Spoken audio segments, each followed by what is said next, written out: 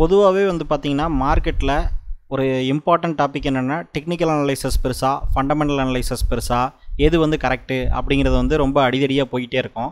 So இந்த வீடியோவில் வந்து நான் உங்களுக்கு வந்து தெளிவாக இந்த விஷயத்தை வந்து எக்ஸ்பிளைன் பண்ணியிருக்கேன். இந்த வீடியோவை நீங்கள் கம்ப்ளீட்டாக பார்க்குறது மூலமாக உங்களுக்கு தெளிவான ஒரு பர்ஸ்பெக்டிவ் வந்து கிடைக்கும். இதில் ஃபஸ்ட் எக்ஸாம்பிள் பார்த்திங்கன்னா ஒரு ஐஏஎஸ் ஐபிஎஸ் எக்ஸாம் படிக்கக்கூடிய ஒரு இன்ஸ்டியூஷன் இருக்குது அப்படின்னு வச்சுக்கோங்க. இந்த இன்ஸ்டியூஷனில் நிறைய ஸ்டூடெண்ட்ஸ் படிச்சுட்ருக்காங்க. அவங்க வந்து எக்ஸாம்ஸ் நிறைய வந்து கண்டக்ட் பண்ணுவாங்க, ஏன்னா ப்ராக்டிஸ்க்காக. ஸோ அந்த எக்ஸாம்ஸ் மூலமாக அந்த ஸ்டூடெண்ட்ஸுடைய பர்ஃபார்மன்ஸ் ஃப்யூச்சரில் எப்படி இருக்கும் அப்படிங்கிறத பொறுத்து நிறைய எக்ஸாம்ஸ் வச்சுட்டு வேலிடேட் பண்ணிகிட்டு இருப்பாங்க. ஸோ இந்த மாதிரியான ஒரு இன்ஸ்டியூஷனில் நிறைய ஸ்டூடெண்ட்ஸ் படிச்சுட்ருக்காங்கன்னு வைங்க. இதில் வந்து ஸ்டூடெண்ட் ஏன்னு சொல்லி ஒருத்தர் இருக்கார். அவருடைய பேர் உங்களுக்கு தெரியாது, ஊர் உங்களுக்கு தெரியாது, அவருடைய பேக்ரவுண்ட் என்னன்னு தெரியாது, அவரை நீங்கள் பார்த்ததுமே இல்லை. அவருடைய ரிப்போர்ட் கார்டை மட்டும் உங்களுக்கு கொடுக்குறாங்க. அந்த ஸ்டூடெண்ட்டோடைய ஏங்கிறவருடைய ரிப்போர்ட் கார்டில் பார்த்தீங்கன்னா அவர் ஒவ்வொரு எக்ஸாம்லேயும் இம்ப்ரூவ் பண்ணிகிட்டே வந்துட்டுருக்காரு. மார்க் வந்து இம்ப்ரூவ் ஆகிட்டே இருக்குது. அவருடைய வீக்கஸ்ட் சப்ஜெக்ட்லாம் ஒரு எக்ஸாமில் தெரியுது அப்படின்னா அந்த வீக்கஸ்ட் சப்ஜெக்ட் எல்லாமே வந்து கொஞ்சம் பெட்டராக பண்ணி அவர் வந்து இம்ப்ரூவ் பண்ணிக்கிட்டே இருக்கார். இதான் வந்து ஸ்டூடெண்ட் ஏல நீங்கள் பார்க்கக்கூடிய ரிப்போர்ட் கார்டு. அவருக்கு இந்த மாதிரியான தொடர்ந்து ஒரு இம்ப்ரூவ் ஆகிட்டே இருக்கக்கூடிய ஒரு ரிப்போர்ட் கார்டு அவருக்கு வந்து இருக்குது. ஸோ தெளிவாக நமக்கும் புரிஞ்சுக்க முடியுது, இவர் வந்து ஏதோ ஒன்று பண்ணிகிட்ருக்காரு, பெட்டராக பண்ணிகிட்ருக்காரு அப்படிங்கிறது நமக்கு தெரியுது. இப்போது அந்த ஸ்டூடெண்ட்டு ஏங்கிறவரை நம்ம ஓரமாக வச்சுருவோம். ஸ்டூடெண்ட் பிங்கிறவர் வந்து பார்த்திங்கன்னா அவருடைய ரிப்போர்ட் கார்டோ இல்லை அவருடைய பர்ஃபார்மன்ஸ் ரிலேட்டட் எந்த ஒரு நம்பர்ஸோ வந்து உங்கள்கிட்ட கிடையாது. ஸ்டூடெண்ட் பிங்கிற ஒரு ஹார்ட் ஒர்க்கர். அவர் வந்து நீங்கள் நேரடியாக பார்க்க முடியுது. அவருடைய ஃபேமிலி என்ன, பேக்ரவுண்ட் என்ன, அவர் என்ன பண்ணுறாரு அப்படிங்கிறத டெய்லி உங்களால் வாட்ச் பண்ண முடியுது அப்படின்னு வச்சுக்கோங்க. இப்போ ஸ்டூடெண்ட் பி வந்து ரொம்ப ஹார்ட் ஒர்க்கர், ரொம்ப டெடிக்கேட்டாக ஒர்க் பண்ணிகிட்ருக்காரு. அவர் வந்து ரொம்ப ஒரு புவர் ஸ்டூடெண்ட்டு தான். ஆனால் வந்து டெய்லி அவருடைய ஒர்க்கு ஆக்டிவிட்டீஸ், அவருடைய நடவடிக்கையெல்லாம் பார்க்கும்போது அவர் வந்து ஒரு இம்ப்ரூவ்மெண்ட்டு ஆகக்கூடிய ஒரு நல்ல ஒரு ஸ்டூடெண்ட், ஒரு ஆம்பிஷனாக இருக்கக்கூடிய ஒரு ஸ்டூடெண்ட் அப்படிங்கிறது வந்து உங்களுக்கு தெளிவாக தெரியுது. இப்போது ஸ்டூடெண்ட் ஏவும் ஸ்டூடெண்ட் பியும் வந்து எக்ஸாம் வந்து எழுத போகிறாங்க. ஸோ இப்போ இந்த எக்ஸாமில் வந்து எழுதி முடிச்சதுக்கப்புறம் ரிப்போர்ட் கார்டு ஒன்று வருது. இப்போ ஸ்டூடெண்ட் ஏ உடைய ரிப்போர்ட் கார்டும் ஸ்டூடெண்ட் பி உடைய ரிப்போர்ட் கார்டும் ஆல்மோஸ்ட் சிமிலராக இருக்குது, ஒரே மாதிரி இருக்குது. இப்போது ஏங்கிற ஸ்டூடெண்ட்டுடைய ரிப்போர்ட் கார்டில் என்ன நம்பர் இருக்கோ அதே தான் பியில் இருக்கக்கூடிய ரிப்போர்ட் கார்ட்லேயும் நம்பர் இருக்குது. ஸோ அதில் வந்து கிளியராக ஒரு விஷயம் வந்து நீங்கள் புரிஞ்சுக்க வேண்டிய ஒரு ட்விஸ்ட்டு என்ன வருது அப்படின்னு கேட்டிங்கன்னா, ஏவும் பியும் ஒரே பர்சன் தான். நீங்கள் பின்னு சொல்லி ஒருத்தர் பர்சன் பார்த்தீங்க இல்லையா, ஹார்ட் ஒர்க்கரு, அவர் வந்து டெடிக்கேட்டாக ஒர்க் பண்ணிட்டுருக்காரு, அவரே தான் வந்து ஏங்கிற ஸ்டூடெண்ட்டும். ஆனால் என்னென்னா ஏங்கிற ஸ்டூடெண்ட்டுடைய ரிப்போர்ட் கார்டை மட்டும் நீங்கள் ஃபஸ்ட்டு பார்த்தீங்க. ரெண்டாவது அந்த ஏங்கிற ஸ்டூடெண்ட்டுடைய personal point of view, personal life, அவர் டெடிக்கேட்டடாக என்னென்ன பண்ணிகிட்ருக்காரு அப்படிங்கிறத பார்க்குறீங்க. ஸோ இப்போது ஒரே ஆளுடைய ரெண்டு பர்ஸ்பெக்டிவை வந்து நீங்கள் பார்க்குறீங்க. அதுதான் வந்து இங்கே நம்பர்ஸாகவும் ரிஃப்ளெக்ட் ஆகிருக்கு. அவருடைய ரிப்போர்ட் கார்ட்லேயும் கிராஜுவலாக இன்க்ரீஸ் ஆகிட்டு இருந்த விஷயம் வந்து அவர் பூர் ஸ்டூடெண்ட்டாக இருந்தாலும் அவருடைய உழைப்பு வந்து அந்த ரிப்போர்ட் கார்டில் நம்பர்ஸாக தெரிஞ்சுக்கிட்டே இருக்குது, அந்த ஆக்டிவிட்டீஸில் தெரியுது. அதே மாதிரி அந்த ஆக்டிவிட்டீஸ்க்கு உண்டான ரீசன் வந்து அவர் உழைக்கிறதா அந்த ரீசன் அதில் வந்து கிளியராக தெரியுது. ஸோ இதுதான் வந்து ஃபண்டமெண்டல் அப்படிங்கிறது டெக்னிக்கலில் மேட்ச் ஆகக்கூடிய ஒரு இடம். ஃபண்டமெண்டலும் டெக்னிக்கலும் ரிஃப்ளெக்ட் ஆகும் ஒன்றுக்கு ஒன்று அப்படிங்கிறது வந்து கிளியராக வந்து நீங்கள் இந்த எக்ஸாம்பிள்லேருந்து புரிஞ்சுக்குவீங்க. ஆனால் இன்னொரு முக்கியமான ஒரு விஷயம் இருக்குது. என்னென்னா ஸ்டூடெண்ட் சிங்கிற ஒருத்தர் இருக்கார். இந்த ஸ்டூடெண்ட் சி வந்து தெளிவாக வந்து ஒஸ்ட் பிஹேவியர் பர்சன். அவர் வந்து எதுவுமே படிக்க மாட்டார், எதுவும் பண்ண மாட்டார், ஃபேமிலியோட காசெல்லாம் வேஸ்ட் பண்ணிட்டு தான் இருப்பார்.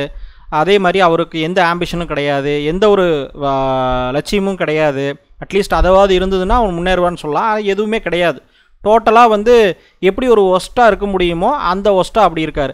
ஸோ இந்த டோட்டல் எக்ஸாம்பிளுமே வந்து பார்த்திங்கன்னா ஒரு எக்ஸாம்பிளுக்காக சொல்கிறதானே தவிர நல்லா படிக்கிறவர் பெரிய ஆளுனும் படிக்காதவர் வந்து சின்ன ஆளுனும் நான் சொல்லவே கிடையாது. அந்த கான்செப்ட்டுக்கு வந்து நான் போவே கிடையாது. நானே மார்க்குக்கு வந்து எகெயின்ஸ்டான ஒரு பர்சன். ஒருத்தருடைய மார்க்கை வச்சு ஒருத்தரை டிசைட் பண்ண முடியாது அப்படிங்கிறதுக்கு நானே கூட ஒரு எக்ஸாம்பிள், அதை வந்து இன்னொரு வீடியோவில் நான் சொல்கிறேன். ஸோ இது வந்து கிளியராக வந்து ஒரு எக்ஸாம்பிளுக்காக நம்ம எடுத்துக்கிட்டு கூடிய ஒரு விஷயம். இப்போ இந்த ஸ்டூடெண்ட் சிங்கிறவர் வந்து கிளியராக வந்து ஒஸ்ட் பிஹேவியர், ஒஸ்ட் பர்சன், இந்த மாதிரி தான் இவர் பண்ணிகிட்ருக்காரு, ஒன்றுமே பண்ண மாட்டார். ஆனால் இவருடைய ரிப்போர்ட் கார்டை பார்த்தா நல்ல மார்க் வந்திருக்கு, நல்ல ஹை மார்க்கு, நல்ல வந்து ஒரு பாஸ் மார்க்காக வந்திருக்கு. பாஸ் மார்க்கோட பெட்டர் மார்க்காகவும் இம்ப்ரூவ் ஆகிட்டு இருக்குன்னு வச்சுங்க ஒரு 2-3 எக்ஸாமில். இப்போ வந்து நம்ம என்ன தெரியுதுன்னா, ஒன்று இந்த ஸ்டூடெண்ட்ஸ் வந்து ஒரு மாயாஜால மந்திரவாதியாக இருக்கலாம், படிக்கவும் இல்லை, எதுவும் பண்ணவும் இல்லை, ஆனால் வந்து மார்க் எடுக்கிறாரு அப்படின்னா, ஒன்று மாயாஜாலம் மந்திரம்லாம் தெரிஞ்ச மந்திரவாதியாக இருக்கலாம், அப்படி இல்லைன்னா ஃப்ராடாக இருக்கலாம். அதாவது பிட் அடித்து பாஸ் பண்ணுறது, எப்படியாவது ஒரு ஃப்ராடு பண்ணி பாஸ் பண்ணுறது, இல்லை வந்து பணம் கொடுத்து பாஸ் பண்ணுறது, இந்த மாதிரியான ஒரு ஃப்ராடு பர்சனாக இருக்கலாம். அப்போ இந்த ஸ்டூடெண்ட் சி அப்படிங்கிறவர் வந்து பார்த்திங்கன்னா இந்த டெக்னிக்கல் அனலைசஸ் ஃபண்டமெண்டல் அனலைசஸ் கான்செப்டில் எங்கே வரும்னா, டெக்னிக்கல் அப்படிங்கிறது வந்து ஒரு ரிஃப்ளெக்ஷன் ஆஃப் ஃபண்டமெண்டல். இப்போ நீங்கள் வந்து டெக்னிக்கலில் ஒரு ப்ரைஸ் வந்து இன்க்ரீஸ் ஆகிட்டு போயிட்டுருக்கு அப்படின்னா அது ஃபண்டமெண்டலாக ரிஃப்ளெக்ட் பண்ணுதுன்னு அர்த்தம். அப்படி ஒரு வேளை அது பண்ணலை அப்படின்னா, ஃபண்டமெண்டலுக்கும் டெக்னிக்கலும் பயங்கரமான டிஃப்ரென்ஸ் இருக்குது அப்படின்னா அது வந்து போய் அப்படின்னா கண்டிப்பாக ப்ரைஸ் வந்து கீழே விழுகும். அது மாதிரி தான் இந்த ஸ்டூடெண்ட் சி மேலே நீங்கள் ஒரு ஃபியூச்சரில் ஒரு பெட்டு கட்டுறீங்க அப்படின்னா அது கண்டிப்பாக வந்து அவர் மாட்டாத வரைக்கும் தான் அவர் சேஃபு. ஆனால் மாட்டினாருன்னா முடிஞ்சது. ஸோ இதுதான் வந்து நீங்கள் புரிஞ்சிக்க வேண்டிய விஷயம். டெக்னிக்கலாகவும் வந்து மார்க்கெட்டை பார்க்க முடியும், ஃபண்டமெண்டலாகவும் மார்க்கெட் பார்க்க முடியும். ஆனால் டெக்னிக்கலுங்கிறது ஒரு ஃபண்டமெண்டல் ரிஃப்ளெக்ஷன், ஒரு ரிஃப்ளெக்ஷன் ஆஃப் ஃபண்டமெண்டல். ஸோ இதுதான் நீங்கள் வந்து புரிஞ்சிக்க வேண்டிய விஷயம்.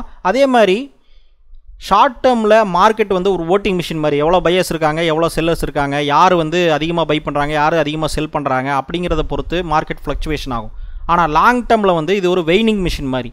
அதாவது வந்து எந்த இடத்துல வெயிட் அதிகமாக சேருதோ, அதாவது எந்த கம்பெனியில் பணம் வந்துகிட்டே இருக்கோ, பணம் வந்து அதிகமாக க்ரியேட் பண்ணிக்கிட்டே இருக்காங்களோ, பணம் வந்து அதிகமாக வந்துகிட்டே இருக்கோ, அசட் வந்து எங்கே இன்க்ரீஸ் ஆகிட்டே இருக்கோ, அந்த அசட்டுடைய ப்ரைஸை வந்து அட்லீஸ்ட் இந்த ஸ்டாக்குடைய ப்ரைஸ் வந்து ரிஃப்ளெக்ட் பண்ணி தான் ஆகணும். ஏன்னா ஸ்டாக் ப்ரைஸுங்கிறதே total asset divided by number of shares தானே. அப்போது நீங்கள் 100 கோடி ரூபா கம்பெனி எப்படி 80 கோடி ரூபாய்க்கு விற்க முடியும்? அப்படி வித்துட்டு இருந்தது அப்படின்னா 20 கோடி ரூபா ஸ்பாட்லேயே லாபம் உங்களுக்கு. நீங்கள் அந்த கம்பெனியை ஒரு 100 கோடி ரூபா போட்டு டோட்டலாக கடன் வாங்கியாவது வாங்கி என்ன பண்ணுவாங்கன்னா டோட்டலாக அந்த கம்பெனியை லிக்விடேட் பண்ணி டோட்டலாக சேல் பண்ணிட்டா கூட 20 கோடி ரூபா அவங்களுக்கு லாபம். ஏன்னா 100 கோடி ரூபா மதிப்புள்ள ஒரு பொருள் 80 கோடிக்கு வித்துட்டு இருந்ததுன்னா 20 கோடி ஸ்பாட்லேயே லாபம். அப்போது உங்களுக்கு வந்து நீங்கள் புரிஞ்சிக்க வேண்டிய விஷயம் என்ன அப்படின்னா, லாங் டேர்மில் ஃபண்டமெண்டல்னால தான் மார்க்கெட் மேலே போகும். ஆனால் ஷார்ட் டேர்மில் டெக்னிக்கலாக வச்சு நம்ம ஓரளவுக்கு ட்ரேட் பண்ண முடியும். அது வந்து நம்மளுடைய ப்ராபபிலிட்டி இன்க்ரீஸ் பண்ணும். டெக்னிக்கல் அனலைசஸ் அப்படிங்கிறது வந்து ஒரு ஹையஸ்ட் ரிஸ்க் ரிவார்ட் ரேஷியோவும் ப்ராபபிலிட்டியும் நம்ம பில்டு பண்ணுறதுக்காக நம்ம யூஸ் பண்ணக்கூடிய ஒரு டூல் தான் டெக்னிக்கல் அனலைசஸ். ஆனால் அது எப்போ ஃபண்டமெண்டல் ரைட்டாக இருக்கோ அப்போ தான் அதுவும் கரெக்டாக இருக்கும். அப்போது ஃபண்டமெண்டல் தலகலாக போகக்கூடிய ஒரு விஷயத்தில் போய் டெக்னிக்கலை வந்து நீங்கள் கரெக்டாக யூஸ் பண்ணிங்கனாலும் அது வந்து ஒர்க் அவுட் ஆகாது. அப்போ இந்த இடத்துல தான் நேச்சர் ஆஃப் அசட்னு சொல்லி ஒரு கான்செப்ட் வருது. நேச்சர் ஆஃப் அசட் அப்படின்னா என்னென்னா, ஒவ்வொரு டூலுக்கும் ஒவ்வொரு அசட் கிளாஸுக்கும், இண்டெக்ஸுக்கும் சரி, ஒரு பர்டிகுலர் ஸ்டாக்குக்கும் சரி, ஒரு பர்டிகுலர் இண்டஸ்ட்ரியில் இருக்கக்கூடிய ஸ்டாக்கும் சரி, அந்த இதுக்குன்னு ஒரு நேச்சர் இருக்கும். அந்த நேச்சர் ஆஃப் அசட்டை தான் ரிஃப்ளெக்ட் பண்ணும். இப்போ ஆயில் மார்க்கெட் ஒரு மாதிரி ட்ரேட் ஆகும், அதோடைய ப்ரைஸ் ஆக்ஷன் பேட்டர்ன் பார்த்தீங்கன்னா ஒரு மாதிரி ரிப்பீட்டட் ஆகிட்டு இருக்கும். இண்டெக்ஸ் அதாவது வந்து நிஃப்டியோ பேங்க் நிஃப்டியோ எடுத்திங்கன்னா அது ஒரு ரிப்பீட்டடாக இருக்கும். இண்டெக்ஸில் வந்து லாங் டேர்மில் தாராளமாக இன்வெஸ்ட் பண்ணலாம். ஏன்னா லாங் டேர்மில் வந்து மார்க்கெட் வந்து மேலே தான் போகும். அப்போது கிளியராகவே நேச்சர் ஆஃப் அசட் வந்து இண்டெக்ஸில் வந்து அப் ட்ரெண்ட் தான்.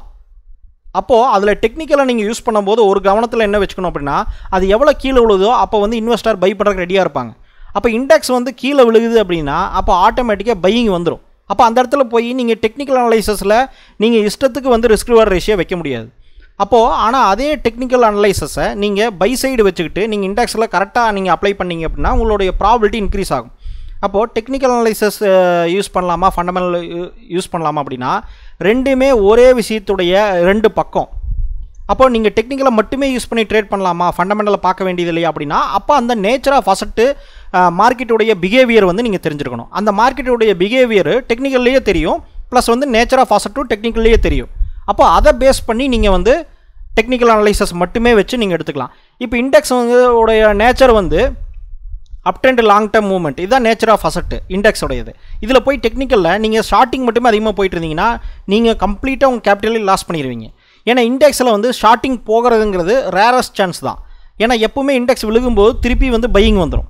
அப்படிங்கும்போது அந்த டெக்னிக்கலை புரிஞ்சுக்கிட்டு நீங்கள் பண்ணீங்க அப்படின்னா நீங்கள் சக்ஸஸ் பண்ணலாம். அப்போ டெக்னிக்கல் பெருசாக ஃபண்டமெண்டல் பெருசானா ரெண்டுமே ஒரே விஷயத்துடைய ரெண்டு பக்கம்.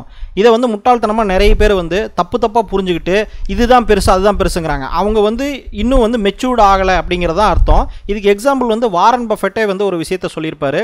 ஜிம் சைமன்ஸ் அப்படிங்கிற ஒருத்தர் வந்து குவான்டிடேட்டிவ் ட்ரேடர்.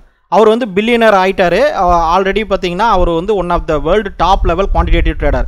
அவர் வந்து மேத்தமெட்டிக்கல் ஃபார்முலாவும் அல்காரிதமும் வச்சு தான் மார்க்கெட்டில் ட்ரேட் பண்ணார். கிட்டத்தட்ட வாரன் பஃபெட்டோடைய ஃபண்டு பெர்க்ஷையர் ஹாத்வேயோடையுமே டபுள் மடங்கு ட்ரிபிள் மடங்கு வந்து அவருக்கு வந்து கன்சிஸ்டண்ட்டாக ப்ராஃபிட் எடுத்திருக்காரு. இதை வாரன் பஃபெட்டை அக்செப்ட் பண்ணுறாரு. அப்படிங்கும்போது வாரன் பஃபெட் தப்பு இவர் ரைட் அப்படின்னு கேட்டிங்கன்னா, 2 பேருமே ஒரு அப்ரோச்சை வந்து வச்சுருக்காங்க அவங்க சக்ஸஸ் ஆகிறதுக்கு. அந்த அப்ரோச்சை அவங்க கரெக்டாக யூஸ் பண்ணுறாங்க. இப்போ ஃபண்டமெண்டலை யூஸ் பண்ணி வாரன் பஃபெட் வந்து இவர் மாதிரி நான் ஷார்ட் டேர்மில் டெக்னிக்கலாக எடுக்கணும் அப்படின்னு சொல்லி யூஸ் பண்ணாருன்னா அவர் ஃபெயிலியர் ஆயிடுவார். இவர் போய் டெக்னிக்கலை கொண்டு போய் அவர் வாங்கக்கூடிய ஸ்டாக்ஸில் யூஸ் பண்ணார் அப்படின்னா, அவர் மாதிரியான ஆம்பிஷனை வச்சுக்கிட்டு யூஸ் பண்ணுறாரு அப்படின்னா இவர் ஃபெயிலியர் ஆயிடுவார். ஸோ அப்ரோச் எந்த இடத்துல எதை யூஸ் பண்ணணுமோ அதை கரெக்டாக யூஸ் பண்ணணும். ஆனால் 2மே ஒர்க் ஆகும். நீங்கள் எப்படி யூஸ் பண்ணணுங்கிறத கரெக்டாக தெரிஞ்சுக்கிட்டு யூஸ் பண்ணணும். இதுதான் வந்து ஒரு ஃபைனல் கன்க்ளூஷன் அண்ட் ட்ரூத்